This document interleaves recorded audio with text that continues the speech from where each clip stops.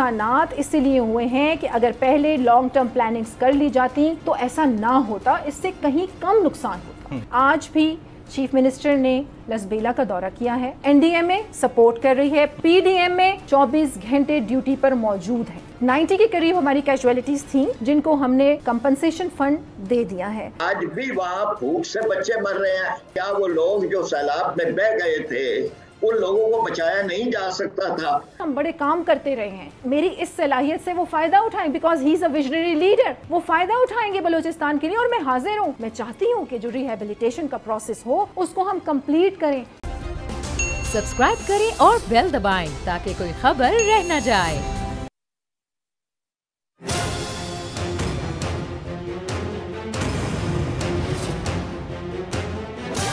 From the Islamabad studios of Bold Network, it's time for Jameel Farooqi on National Debate.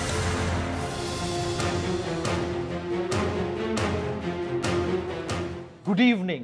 Welcome to National Debate. मुअर्रिख लिखेगा कि जब मुमलिकत खुदादाद पाकिस्तान के बासी monsoon बारिशों की तबाहकारियां बर्दाश्त कर रहे थे तो शहर इक़्तिदार इस्लामाबाद के अंदर सियासतदान सिर्फ सियासत कर रहे थे, हुक्मरान सिर्फ हुकूमत कर रहे थे। रियासत के तमाम पिलर्स एक दूसरे की जानिब देख रहे थे, लेकिन जो तस्वीर आ रही थी, जो मनाजिर आ रहे थे, जो अक्स आ रहे थे, उन्होंने पूरी दुनिया को हिलाकर रखा हुआ था। आज तक हमारे मुल्क में एक भी कारामद सिविल इदारा नहीं बन सका है। वजह सिर्फ और सिर्फ सियासतदानों की आपस में लड़ाइयां, एक दूसरे के ऊपर इल्जामात, बयानात दर बयानात और उसके बाद काम ना करने की रीत।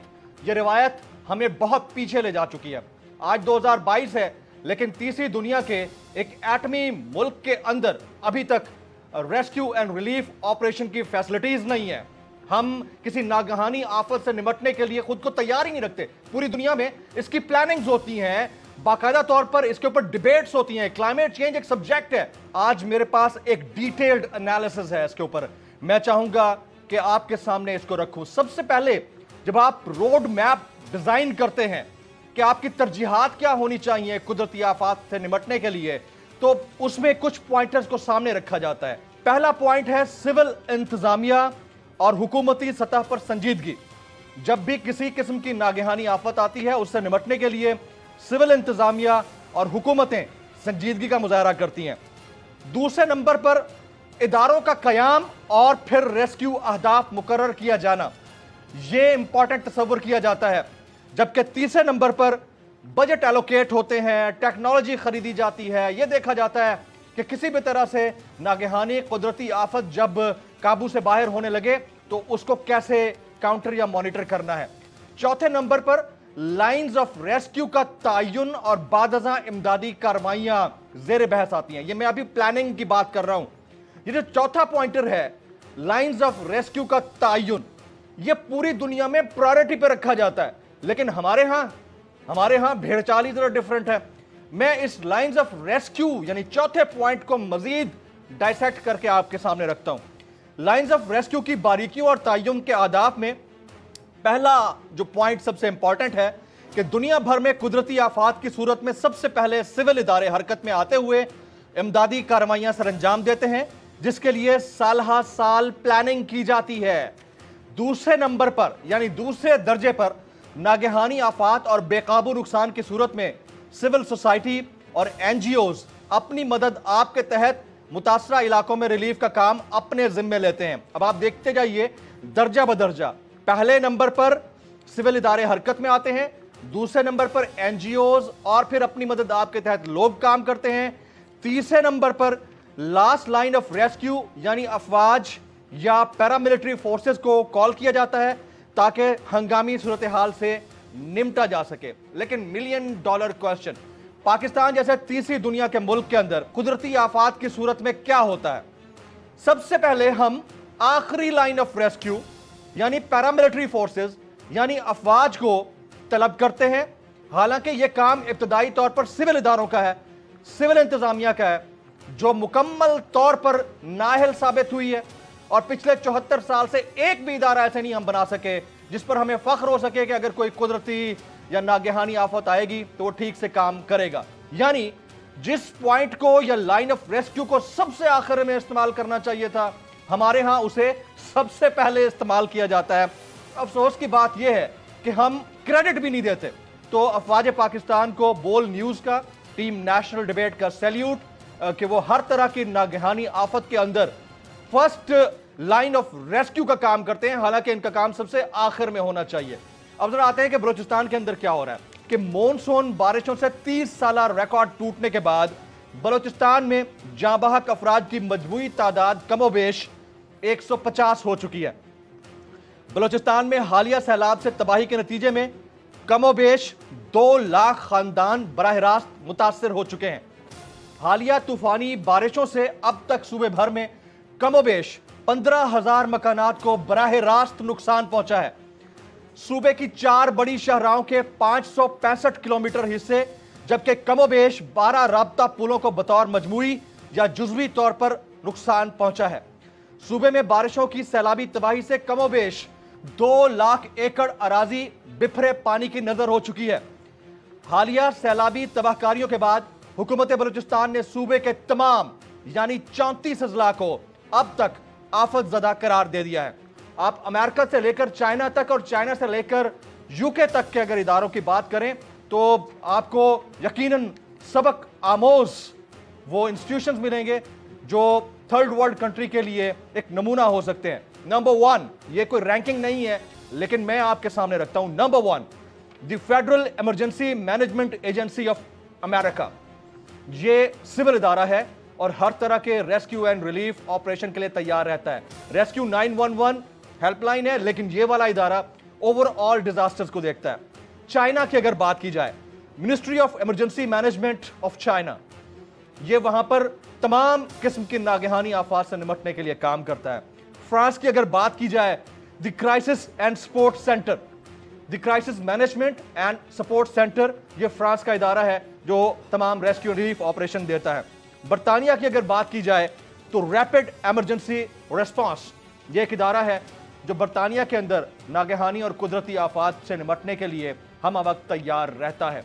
पाकिस्तान में भी एक इदारा है जिसे एनडीएम में और सब ब्रांचेस को पीडीएम में कहा जाता है। जुबू हाली का आलम आप और हम सब जानते हैं। Agenda on the national debate पर बात करने से पहले हम बात करेंगे ट्रेंडिंग टुनाइट की। ट्रेंडिंग टुनाइट आज का हमारा हैशटैग है #बलोचिस्तान। #बलोचिस्तान। मुझे जमील फारूकी कहते हैं। आप मेरा प्रोग्राम नेशनल डिबेट बोल न्यूज पर मुलाजा करें। ऑन द डिबेट टुनाइट आज के हमारे मौजूद पैनलिस्ट में शामिल हैं मोहतरमा फरा अजीम शाह साहिबा, आप तर्जुमान हैं बलूचिस्तान हुकूमत की, आज हमारे स्टूडियोज में मौजूद होंगी। हमारे दूसरे मौजूद मेहमान हैं जनाब डॉक्टर फरीद पराचा साहब, आप नायब अमीर हैं जमात इस्लामी पाकिस्तान के। आज के हमारे तीसरे मेहमान होंगे जनाब गुलाम रसूल साहब, आप डीजी हैं मेट ऑफिस के। और आज के हमारे चौथे और आखिरी मौजूद मेहमान होंगे बलूचिस्तान से सीनियर सहाफ़ी जनाब शाहिद रिंद साहब।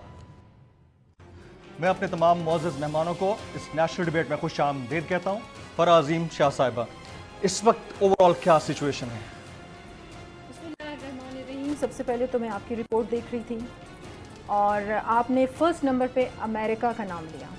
आज सुबह 5 बजे से लेके दोपहर के 2 बजे तक अमेरिका, यूके एंड फ्रांस। मेरी बात हो रही थी क्योंकि चीफ मिनिस्टर के अहकामात थे कि सैलाब तो अगले साल भी आने। कोई लॉन्ग टर्म प्लानिंग्स नहीं थी, ये मैं मानती हूँ। पिछली हुकूमतें सोई पड़ी थी, कोई लॉन्ग टर्म प्लानिंग नहीं थी, होनी चाहिए थी। देखिए मैं मजबूर हूँ ये कहने पर, हमें तो चंद माह हुए हैं अभी हुकूमत में आए हुए, तो मैं मजबूर हूँ आपके सामने हकाइक रखने पर। ये अगर लॉन्ग टर्म प्लानिंग हो जाती तो आज इतनी कैजुअलिटीज ना होती, इतने डैमेजेस ना होते। मेरे इंट्रो में भी लॉन्ग टर्म प्लानिंग की बात थी, लॉन्ग टर्म प्लानिंग की बात थी। और आपने फर्स्ट नंबर पे अमेरिका को कहा, हम ये काम कर चुके हैं। यूके का कहा, यूके से डेलीगेशन आ चुका है। अगस्त के फर्स्ट वीक या सेकेंड वीक में और भी डेलीगेशन हमारे आ रहे हैं, एक्सपर्टीज को एंगेज कर रहे हैं कि हम लॉन्ग टर्म प्लानिंग बनाएं। तो अब आप मुझसे पूछ रहे हैं कि कितना ओवरऑल सिचुएशन क्या है। जो मैंने उन इदारों का नाम लिया, that was about the name of the institutions only, कि हमारे यहाँ इस तरह का कोई इदारा नहीं है एनडीएम में, पीडीएम में, बट उसकी हालत हम सबको पता है। Expertise, technology, long term planning, disaster management techniques, ये कुछ नहीं है हमारे पास। माजत के साथ पिछले 75 साल में कुछ नहीं हुआ इसके ऊपर। Please carry on. देखिए, तनकीद बराए तनकीद अच्छी बात नहीं है, तनकीद बराए तामीर करें वो बहुत अच्छी बात है। और इस टाइम में आपको ये बताऊं कि ज़रूरत हमें इसी जेस्चर की है। ये टाइम एक दूसरे पर कीचड़ उछालने का नहीं है। जितना कंट्रीब्यूशन मैं कहती हूँ आपसे हो सकता है आप करें और आगे बढ़ें। और बलूचिस्तान आपको पुकार रहा है। हम खुद बलूचिस्तान की हुकूमत, देखिए हमारे पास रिसोर्सेज की कमी है, हम इसीलिए कह रहे हैं कि हमें इस वक्त एक प्लेटफॉर्म पे इकट्ठे होकर सिर्फ और सिर्फ अफेक्टीज की मदद करनी है। अब मैं आ जाती हूँ ग्राउंड सिचुएशन क्या है? ग्राउंड सिचुएशन क्या है? ग्राउंड सिचुएशन ये है, देखें ये जो स्पेल था वो जून से शुरू हुआ, जो अभी तक जारी है। अब अगले 2 से 3 रोज में भी हम एक्सपेक्ट कर रहे हैं कि शदीद बारिशें हों। इतनी बारिशें हम एक्सपेक्ट नहीं कर रहे थे लेकिन हो गई। अच्छा देखें, ड्राउट का भी एक रहता है सिलसिला वहाँ पर बलूचिस्तान में। जब इतनी बारिशें हुई हैं इससे फवाइद भी होंगे और नुकसानात इसीलिए हुए हैं। फवाइद भी होंगे और नुकसानात इसीलिए हुए हैं कि अगर पहले लॉन्ग टर्म प्लानिंग्स कर ली जाती तो ऐसा ना होता, इससे कहीं कम नुकसान होता। अब देखिए, कैजुअलिटीज के ऊपर आ जाए जरा। ग्राउंड जो सिचुएशन मैं आपको बता रही हूं, फिर ये लॉन्ग टर्म प्लानिंग पे बाद में बात करें। जी देखिए, आपकी रिपोर्ट में ये था, मैंने कहा इसलिए मैं आपको ये खुशखबरी सुना दूं कि ये हुकूमत, देखिए अच्छे काम भी हुकूमत के highly appreciate. Go ahead please. अब मैं आपको बताती हूँ कि ग्राउंड रियलिटीज क्या है। हमारे जो 3 क्रिटिकल डिस्ट्रिक्ट्स थे, लसबेला, झलमक्सी और इसके साथ साथ तुर्बतकेच, आज भी चीफ मिनिस्टर ने लसबेला का दौरा किया है। खुद वो जो जितने भी हमारे सैलाब ज़दगान थे उनसे मिले हैं। डीसीज ने उन्हें ब्रीफिंग दी है। वहाँ पर food and non food items, अभी देखें हम रेस्क्यू एंड रिलीफ के एक प्रोसेस से गुजर रहे हैं। रिसोर्सेज नहीं है बलूचिस्तान हुकूमत के पास, लेकिन एनडीएमए सपोर्ट कर रही है। पीडीएमए 24 घंटे ड्यूटी पर मौजूद है। इसके साथ साथ मैं आपको बताऊं, देखिए नुकसानात का आपने बताया, एक्चुअल फैक्ट्स एंड फिगर्स मैं आपको इसलिए नहीं बता सकूंगी। आप मुझसे बात करते हैं, हो रहे हैं, हर लम्हा अपडेट हो रहे हैं, हर लम्हा अपडेट हो रहे हैं, क्योंकि एज ऑफ नाउ आप कह सकती हैं ना, एज ऑफ नाउ क्या है? जी हाँ, अभी तक तो 120 जो मुझे लास्ट पता था कि कैजुअलिटीज कितनी हुई हैं, और इसके साथ साथ इंजरीज अभी देखें 90 के करीब हमारी कैजुअलिटीज थी जिनको हमने कंपनसेशन फंड दे दिया है। अब जो बाकी है 10 लाख फीकस, जो एक फर्द होगा एक खानदान का, तो 10 लाख एक खानदान, यानी 1 करोड़ 27 लाख रुपए आपने उधर, अभी हमने 10 करोड़ 12 करोड़ 70 लाख जी, अभी हमने तकरीबन कोई 9 मिलियन के करीब जो है वो फंड रिलीज कर दिया है, क्योंकि पिछले दिनों ये 90 कैजुअलिटीज थी, अब ये नंबर बढ़ गए हैं। इसके साथ साथ आपने डैमेजेस का कहा, तो डैमेजेस जैसे ही सैलाब की सूरत हाल थोड़ी बेहतर होती है तो हम डैमेजेस का भी तयन करेंगे इंशाल्लाह, और रिहेबिलिटेशन का जो एक प्रोसेस है वो शुरू होगा। अब मैं आपको बताऊं, तमाम स्टेक होल्डर्स, जैसे आपने अपनी रिपोर्ट में भी बताया कि पाक फौज पहले आ जाती है मैदान में, और वो हेड्स ऑफ टू पाक फौज, वो हमारी, देखिए वो हमारी फौज है। दिस इज अ क्वेश्चन, नहीं इसमें कोई शक नहीं है, this is not a question. Listen to me please, first listen to मी।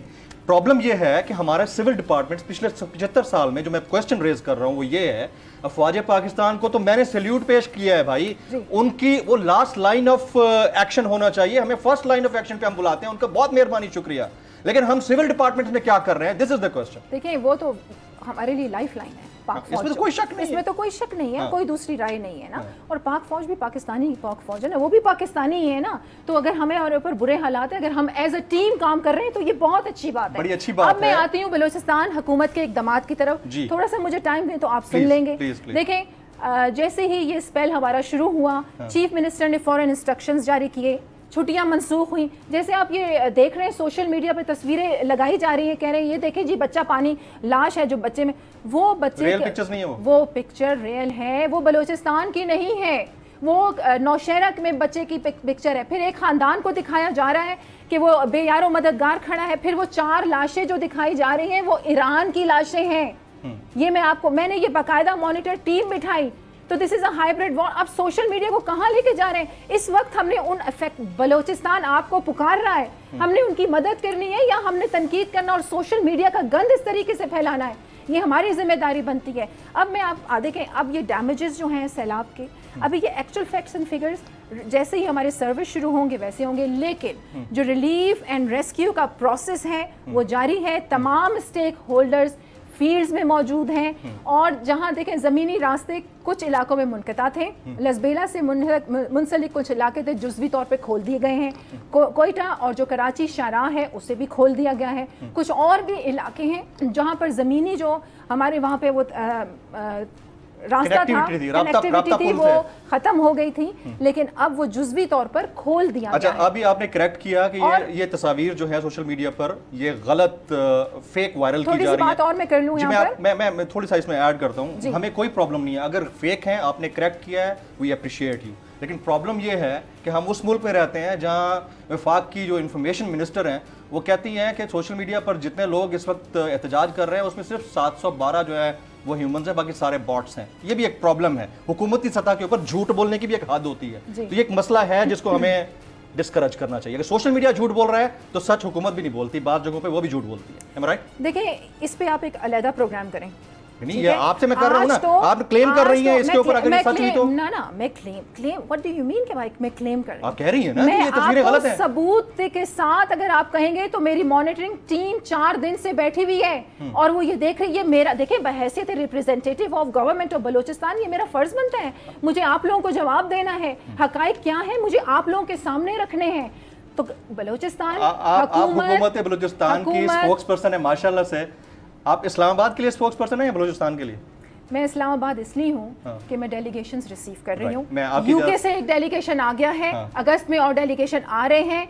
कल हम फाइनलाइज कर रहे हैं, लॉन्ग टर्म प्लानिंग हमने करनी है, मॉडल विलेजेस हमने बनाकर जाने हैं। सारी टीम वहाँ पर मौजूद है, सारी इंतजामिया वहाँ पर मौजूद है, फील्ड में मौजूद है। ये पहले की बात थी या आफ्टर डिजास्टर हो सकता था कि आप इस वक्त बलूचिस्तान से इस्लामाबाद में बैठी जा रहे हैं। मेरी बात सुनिए, टेंट विलेजेस कायम किए जा रहे हैं वहाँ पर। जो हमारी मिनिस्ट्री हेल्थ है, खुद सेक्रेटरी हेल्थ इन फील्ड मौजूद हैं, हमारे कैंप्स मेडिकल लगाए जा रहे हैं। मैंने कल अपनी प्रेस कॉन्फ्रेंस में पूरी लिस्ट दिखाई कि ये देखें ये सारे फूड नॉन फूड आइटम्स कहाँ जा रहे हैं। At the time of the disaster, you are sitting in Islamabad and planning it. I'm sorry.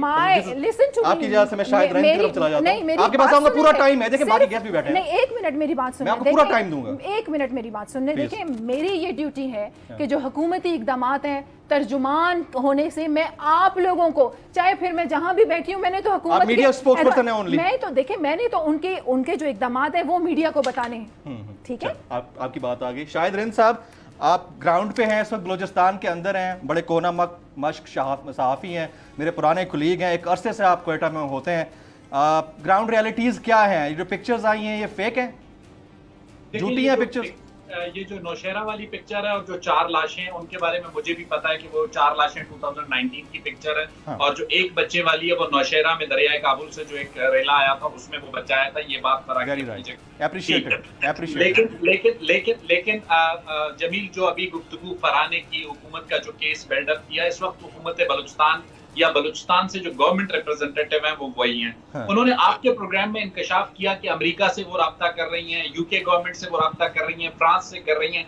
तो फिर मेरा ख्याल है कि हुकूमत बलूचिस्तान के जो 65 MPAs हैं, वजीर आला से लेके अपोजिशन के आखिरी MPA तक, 17 से 18 MNAs और 12 सेनेटर्स जो वफाक में बैठे हैं, इन सब को इस्तीफा दे देना चाहिए या बलूचिस्तान की आवाम को इनसे इस्तीफा ले लेना चाहिए। उसकी वजह यह है कि ये जो काम फरा कर रही हैं, ये तर्जुमान बलूचिस्तान हुकूमत के करने के नहीं है, ये काम मिनिस्ट्रीज के करने के हैं, पॉलिटिकल रिप्रेजेंटेटिव्स के करने के। दूसरी बात जो फरा ने की कि यहाँ पे जो है माजी की हुकूमतें, मैं सिर्फ फरा से ये सवाल करना चाहता हूँ कि चलें, आप कह लें जान कमाल को ऊपर से माइनस कर दें, कुद्दूस बिजंजो की इस वक्त की काबीना में हुकूमत और अपोजिशन मिला के हाउस तो वही है।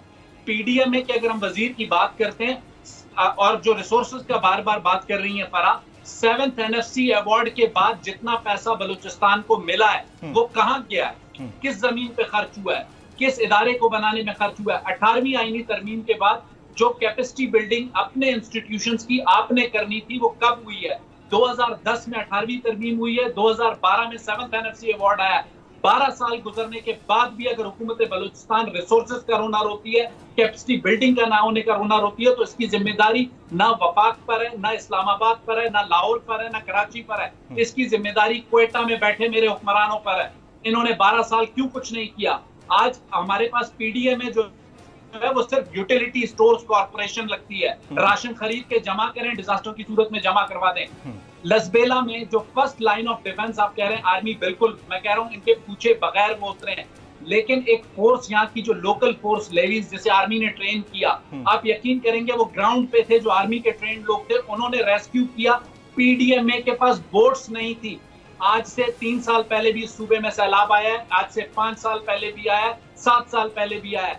पीडीएमए के अभी के जो वजीर हैं वो जाम कमाल की काबीना में भी वजीर थे। तो मुझे बताएं, अगर एक आप कहते हैं पिछली हुकूमतें जिम्मेदार थी, नवाब असलम रईसानी, डॉक्टर मालिक बलोच, जाम कमाल, मिनिस्टर तो वही था, डीजी तो वही था, ब्यूरोक्रेट तो वही था, वो तो नहीं बदला था। देखिए, इतना आप उस बात को पॉलिटिकली नरेट करें जितना कि आप कर सकते हैं। इस वक्त जो बलूचिस्तान में सूरत हाल है, 30 सालों में सबसे बड़ा स्पेल आया। खुद्दूस बिजन जी, जमील आप कुछ कह रहे थे। हाँ, बिल्कुल वर्स्ट सिचुएशन है शाहिद। मैं दोबारा भी आता हूँ, फराह साहिबा भी बैठी हैं एंड वेरी हम्बली वो इस चीज़ को सुन भी रही हैं, सुनना भी चाहिए। ख्वातीन हज़रात, यहाँ वक्त हुआ एक ब्रेक का। ब्रेक के बाद जब वापस आएंगे, हमारा असल मसला ये नहीं है कि किसी एक के ऊपर हम ब्लेम लगा दें। असल मसला ये है कि जब जब जिन जिन को प्लानिंग करनी चाहिए थी, जो जो ग्राउंड पे होने चाहिए वो वहाँ नहीं होते, और जिनका जो काम नहीं है वो काम कर रहे होते हैं। उनके काम पर भी उनको अप्रिशिएट करना चाहिए, लेकिन जिनकी जिम्मेदारी थी वो कहाँ है। बात होगी आफ्टर दिस ब्रेक।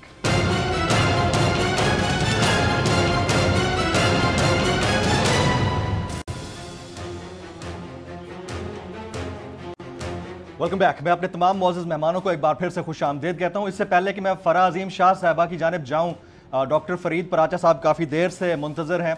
डॉक्टर साहब, एक तो आपका बहुत बहुत शुक्रिया, आपने इतनी देर हमारा वेट किया, तवक्कुफ़ किया।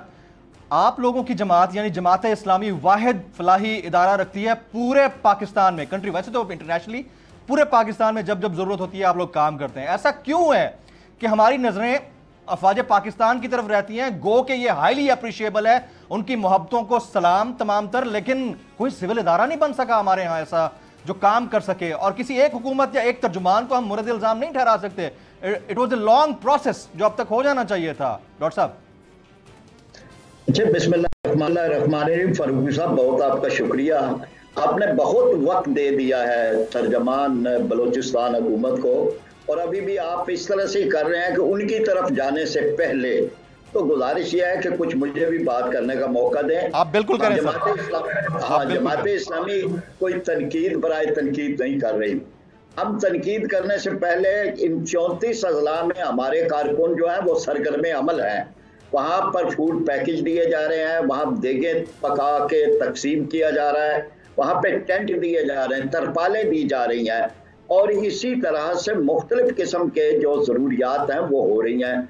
अभी भी सिराजुल हक साहब बलूचिस्तान का आज दौरा कर रहे हैं, और ये फ़िज़ाई दौरा नहीं है, ये दौरा ज़मीनी दौरा है। लियाकत बलोच साहब 3 दिन का दौरा करके आए हैं, और वहाँ पे हमारी अपनी क़यादत सूबाई मौजूद है, गवादर से लेकर और नोशकी और हर जगह पे जी। और यहाँ पर जो कुछ ये बयान फरमा रही हैं, आप किसी भी हुकूमत का किसी भी वक्त का कोई भी आप उनके तर्जमान का बयान पढ़ लें, जिनको मादी की अमना अहल हुकूमतें कहते हैं, इसी तरह की वो भी बयानात होते हैं, वो भी यही बयान करती हैं, और उनकी तरफ से कोई ऐसी कमी नहीं होती। वो तो कहते हैं कि हम तो कर रहे हैं, यानी पूरा इंतज़ाम कर रहे हैं। बारिशें अचानक नहीं आती, बारिशें अब इतना यानी दिन और वक्त तक आप मुकर्रर कर सकते हैं। उनकी कैफियत, कैमियत, उसका हर चीज़ आपके इल्म में होता है कि किस इलाके के अंदर कितनी बारिश कितने दिन होनी है। ये कोई ऐसा हंगामी प्रोग्राम नहीं है। तो फिर बलूचिस्तान हुकूमत बताए कि 150 अफराद फिर वहाँ किस तरह से सैलाब के अंदर बह गए, किस तरह से कच्चे घर गिर गए, किस तरह से वहाँ लोगों को जो है वो बेयारो मददगार छोड़ दिया गया, किस तरह से रेलवे लाइनें भी हमारी जो है वो बह गई, किस तरह से हमारी ट्रांसपोर्ट का भी सारा निज़ाम जो है वो दरम बरम हो गया। तो गुजारिश ये है कि ये ठीक है कि आप जो कर रहे हैं ये तो करना ही था। डिजास्टर मैनेजमेंट का एक पूरा आप जो है 2005 में बना था। हमने यानी जमात इस्लामी ने ही ये एक प्राइवेट बिल दिया था, हमारी खातून मेंबर असेंबली ने, और उसको हुकूमत ने अडॉप्ट कर लिया और डिजास्टर मैनेजमेंट का एक बन गया।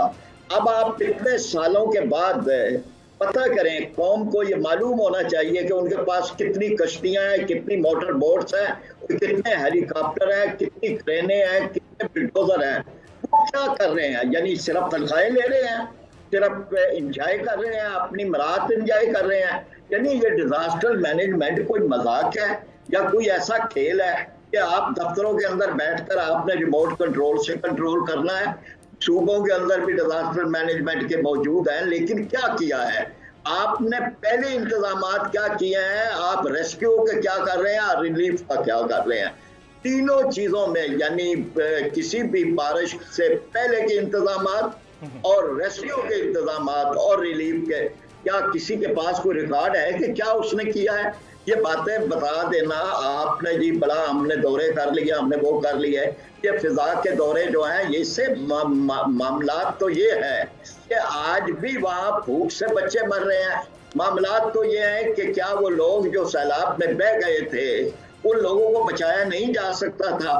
तो इसलिए ये बात इस तरह से ना कर लें कि जी तनकीद ना करें। हम तो तनकीद से पहले हम काम कर रहे हैं। हम सड़कों पे, कराची से हाफिज नईमुर रहमान ने एक पूरा काफिला भेजा फाउंडेशन का, और वो सारे का सारा सामान लेकर वो वहां पे पहुंचा है। इसी तरह मुल्क के मुख्तलिफ हिस्सों में अल खिदमत फाउंडेशन सरगर्म अमल है। ये तो आप बलोचिस्तान पे कर रहे हैं, आप जनूबी पंजाब पे करें, आप तौसा पे करें, आप इसी तरह से सूबा खैबर में, कराची में, तो हर जगह आपको नाअहली मिलेगी और हर जगह आपको यही मिलेगा कि जैसे इंसानी जान की कोई कीमत ही नहीं है और ना कोई हुकूमतों की कोई जिम्मेदारी है। वो अपने एक हुकूमतों के उतार चढ़ाव के खेल खेल रहे हैं और अदालतों के। डॉक्टर साहब, अच्छा फरा अजीम साहब, सुन लिया आपने? जी बिल्कुल मैंने सुन लिया। फरीद पराचा साहब और पराचा साहब को जी बिल्कुल मैंने सुन लिया। जमात इस्लामी के जो नायब सदर हैं उनकी तरफ आने से पहले आपने जो रिंद साहब को लिया था, देखिए जो इल्ज़ामात, शायद रिंद साहब मुझे सुन रहे हों, जो इल्ज़ामात उन्होंने लगाए हैं, मैं रिंद साहब को कहती हूँ एविडेंसेस के साथ मुझे दें। चीफ मिनिस्टर को मैं प्रोवाइड करूँगी। चीफ मिनिस्टर फ़ौरन इंस्ट्रक्शंस जारी करेंगे, जो ज़िम्मेदार हैं उन्हें फौरी सज़ा देंगे। ये मैं आपके प्रोग्राम में उनसे वादा करती हूँ। इसके साथ आप देखें कि जिस तरह जमात इस्लामी के साथ मैं जब MPA थी तो जमात इस्लामी की ख़वातीन जो थीं वो मेरे साथ मिल के काम किया करती थीं और हम सारे फलाही काम किया करते थे तमाम बलूचिस्तान में। यहाँ मैं जिक्र करूँगी सलीना सईद का, ये नायब सदर साहब भी उनको जानते ही होंगे। तो जमात इस्लामी का एक जेस्चर है, नायब अमीर उनको जानते होंगे। देखिए जमात इस्लामी का भी एक जेस्चर है, ठीक है, हम उन्हें वेलकम करते हैं। अभी ये वक्त है कि हमें मुत्तहद होकर सिर्फ और सिर्फ खिदमत करनी है फैक्ट्रीज़ की। और जहाँ बात की रिंद साहब ने कि मैं राब्ता कर रही हूँ तो तमाम मिनिस्टर जो हैं वो इस्तीफ़ा दे दें, मुझे चीफ मिनिस्टर ने फॉरेन एड कोऑर्डिनेटर भी लगाया है due to this situation of floods. ठीक है, मेरा क्योंकि बहुत एक्सेस है, मेरा एक बैकग्राउंड है और मेरा काफ़ी कंट्रीज़ में एक्सेस है, हम बड़े काम करते रहे हैं, तो मेरी इस सलाहियत से वो फ़ायदा उठाएं, because he is a visionary leader. वो फ़ायदा उठाएंगे बलूचिस्तान के लिए और मैं हाजिर हूँ। जो कुछ मुझसे हो सकता है, ज़रूरी तो नहीं कि अगर मैं तर्जुमान हूँ, ठीक है, उसके साथ मैं चाहती हूँ कि जो रिहेबिलिटेशन का प्रोसेस हो उसको हम कंप्लीट करें, डैमेजेस कंप्लीट करें। मैंने कल की प्रेस कॉन्फ्रेंस में सारी तफसील बता दी है, कई दिनों से आप भी सुन रहे हैं, मैं काफ़ी चैनल्स पे बता रही हूँ कि रेस्क्यू रिलीफ में हम क्या कर रहे हैं, हम कहाँ कहाँ पहुँच रहे हैं, क्या मुश्किलात का सामना है। अब हम आते हैं कि हमने अब करना क्या है। अगले साल भी बारिशें होनी है, इसी तरीके से नुकसान का सामना करना है या हमने इसको ओवरकम करना है? एब्सोल्युटली ओवरकम करना चाहिए और अब तो कहीं से स्टार्ट करना है ना। तो हमारे अच्छे काम को अप्रिशिएट तो करें खुदा। मैं कर रहा हूं, मैं ऑलरेडी कर रहा हूं। शुरू में आपने रिपोर्ट दिखाई अमेरिका, आगे मैं आपको यही तो कह रही हूँ कि हम राब्ता कर रहे हैं। मेरा पर्पस जो था ना वो डिफरेंट था, वो आपने समझा नहीं। देखिए मैं समझ गई आपके पर्पस को, लेकिन मैंने आपके उसी पर्पस से पॉइंट उठा लिया कि ताकि मैं आपको बताऊं कि हम क्या कर रहे हैं। तो हम उन्हें एक्सपर्टीज को बुला रहे हैं ताकि लॉन्ग टर्म प्लानिंग बना लें। 3 बातें मैं आपके साथ करती हूँ। जो डैमेजेस बहुत ज्यादा हुए एक्रोचमेंट की वजह से, देखिए ड्राउट का एक हमारा स्पेल बलूचिस्तान में चल रहा था, शदीद बारिशें हुई, इसका फायदा भी है और नुकसान इसलिए हुआ है कि कोई प्लान नहीं था। तो अब हम इस पे काम कर रहे हैं, लॉन्ग टर्म प्लानिंग छोड़ के जाएंगे इंशाल्लाह, रिहेबिलिटेशन के प्रोसेस को कंप्लीट करेंगे, डैमेजेस पूरी करेंगे, एंगेज करेंगे लोगों को। अभी इससे पहले भी मैं एक टीवी प्रोग्राम करके आई हूँ, हमारे जितने भी फलाही अदारे हैं उन्हें हम इकट्ठा कर रहे हैं, हमारे इंटरनेशनल फर्म्स जो हैं, हमारे इंटरनेशनल NGOs हैं, हम उनको एंगेज कर रहे हैं। यहाँ आपको नीयत नज़र आती है बलूचिस्तान हुकूमत की कि वो करना चाहती है, वो अकेला नहीं छोड़ेगी अपनी आवाम को। ये विजन है हमारे वज़ीर आला का। चंद माह हुए हैं, 7 से 8 महीने हुए अपनी मतलब ये कौन जीता है तेरी जुल्फ के सर होने तक, पता नहीं कितना अरसा ये गवर्नमेंट है भी या नहीं है। ये भी तो प्रॉब्लम है ना, हमारे मुल्क, हमारी सोसाइटी का बड़ा इशू है। With in a couple of months और मैक्सिमम 3 मंथ्स। जो मैं बात आपको कह रही हूँ, आप देखेंगे, आप खुद इस बात पे, मैं आपको इनवाइट करूंगी बलूचिस्तान। 3 महीने तक हुकूमत होगी, आप हुकूमत अपना टाइम पूरा करेगी। अच्छा, मैं यही कह रहा हूँ ना, कौन जीता है तेरी जुल्फ के सर होने हुकूमत अपना टाइम पूरा चाहिए, एक उम्र असर होने तक। आप ये देखिएगा, और ये रिवाज होना चाहिए, हुकूमत को अपना टाइम पूरा करना चाहिए। ठीक है, और इस तरीके से देखें, पिछली हुकूमत को भी करना चाहिए था। हमारा क्या ख्याल है? इस देखिए, इसका मुतहम्मिल नहीं हो सकता। हमारे और भी बहुत सी लड़ाइयां हैं, हमारे और भी बहुत से मसाइल हैं। हमें पाकिस्तान को संवारना है, हमने पाकिस्तान को डेवलप करना है। मैं तमाम लीडर्स को भी ये, बल्कि मेरा पैगाम है उनको कि अपनी आपस की जंगों को छोड़ दें। देखें, 2 पार्टी सिस्टम है हर इलाके में, कहीं लड़ाइयां देखी हैं ऐसी आप पाकिस्तान में? मैं पार्टीज के खिलाफ नहीं हूँ, लेकिन जमहूरियत जब इनको समझ आए तो तब जमहूरियत भी हो ना।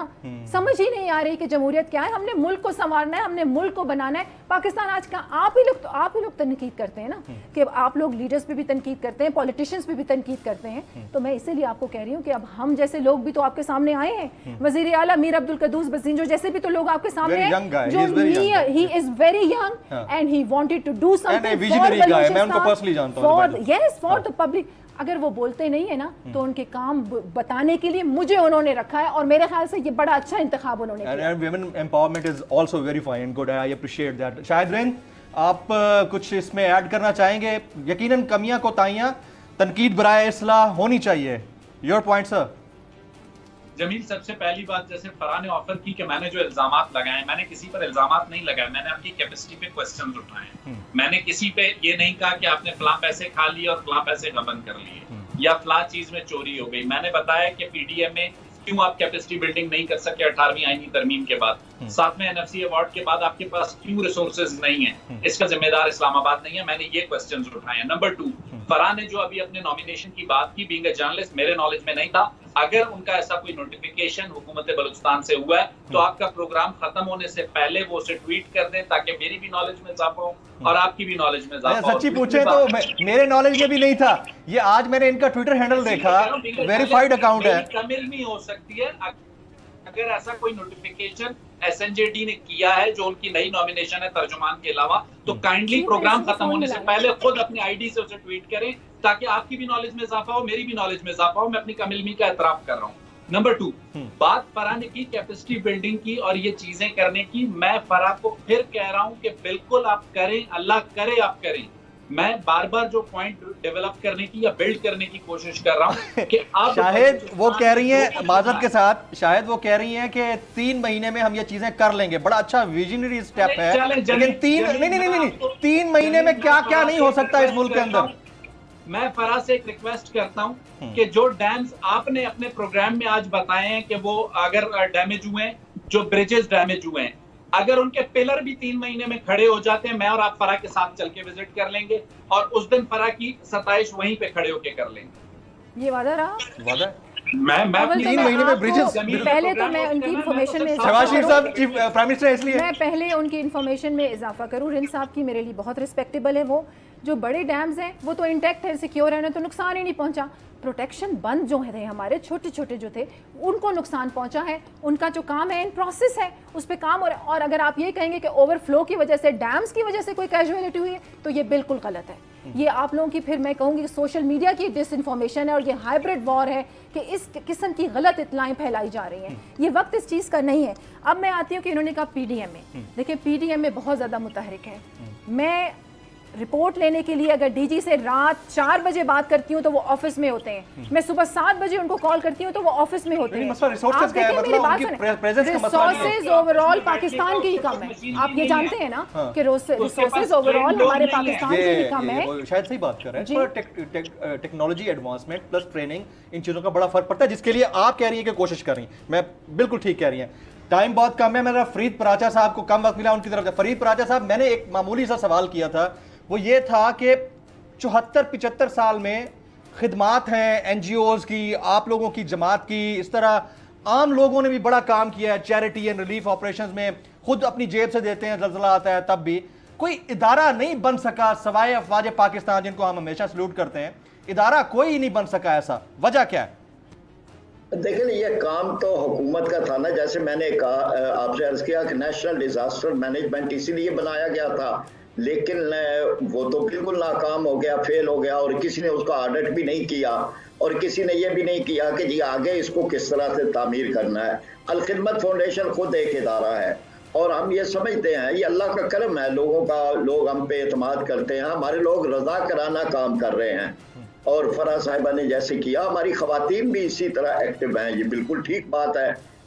वजीर आला जो है वो मेरे एक लिहाज से दोस्त हैं, हम एक नेशनल सिक्योरिटी वर्कशॉप में इकट्ठे थे, लेकिन ये कि अब इस वक्त जो ज़रूरत है वो ये है कि कोई आदमी भी छत के बगैर न रहे, खुले आसमानों तरह लोग पड़े हुए हैं, इसी तरह से कोई आदमी भी खुराक के बगैर न रहे, ये बहुत ज़रूरी है।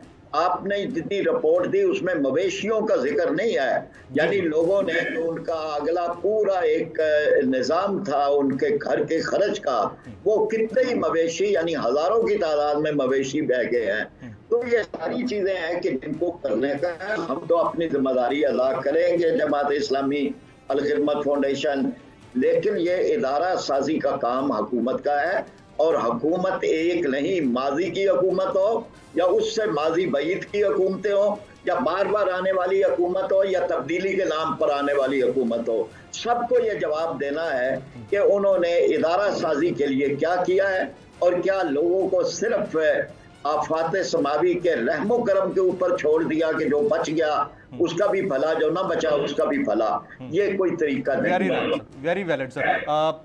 फराह साहिबा कोई अपील करना चाहेंगी पब्लिक से, अवाम पाकिस्तान से, बलूचिस्तान के लोगों से, मेरे प्लेटफॉर्म से? जी, इस वक्त तो मैं यही अपील करना चाहूँगी कि ये जो सोशल मीडिया पे डिसइंफॉर्मेशन है, खुदारा इसको छोड़ दें और इस वक्त बलूचिस्तान को आप सब की ज़रूरत है, मुत्तहिद हो जाएं।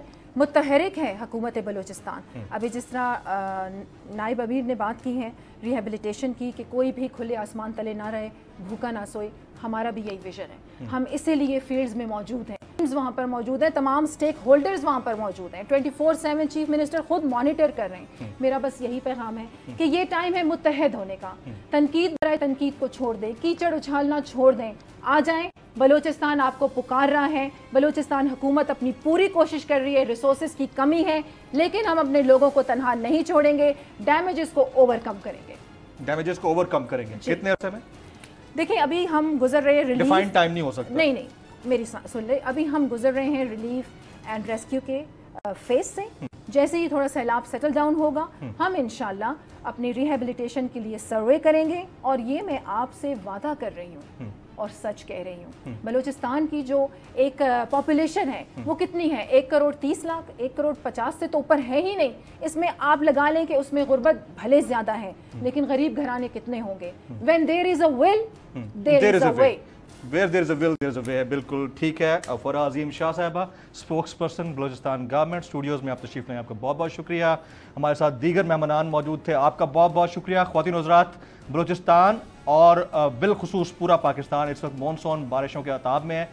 आपको जहाँ अपनी मदद आपके तहत लोगों की ज़रूरत करने का मौका मिले वो ज़रूर कीजिए, ये मौका हाथ से मत जाने दीजिए और डिसइंफॉर्मेशन कैंपेन से ज़रूर बचिएगा, क्योंकि इससे हालात भी ख़राब होते हैं, दिल भी टूटता है और आप अपना इमेज इंटरनेशनली भी ख़राब कर रहे होते हैं। आज की नेशनल डिबेट से जमील फारूकी को इजाज़त दीजिएगा।